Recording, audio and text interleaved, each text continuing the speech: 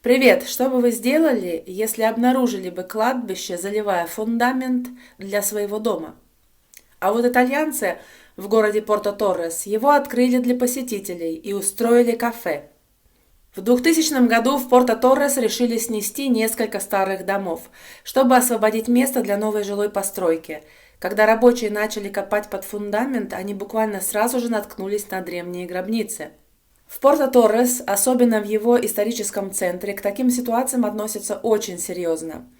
Как только начинаются земляные работы, на место тут же прибывают археологи. Они прекрасно знают, что под слоем земли здесь очень высока вероятность обнаружить либо древние захоронения, либо, например, остатки старинных римских бань.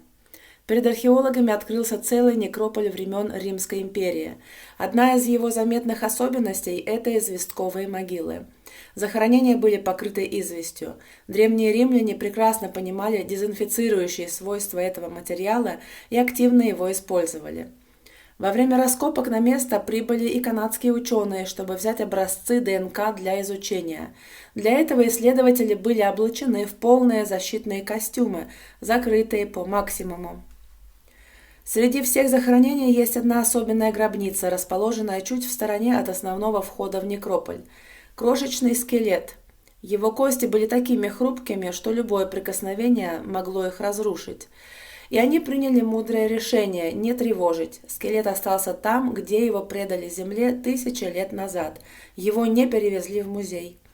Самое удивительное то, что дом, ради которого все это начиналось, в итоге все-таки построили. В полуподвальном помещении прямо под некрополем открыли своего рода кафе. За одним столиком сидят туристы с коктейлями, а за другим уже 2000 лет никто не сидит. Жизнь и смерть, шум в компании и вечная тишина, всего в метре друг от друга. Я сама, когда посетила это место, видела, что за этим уголком присматривают Гавино и его жена. Они проводят здесь свою пенсию с большой заботой, встречая посетителей. Так что, если вы когда-нибудь будете в Порто-Торрес, обязательно заезжайте сюда.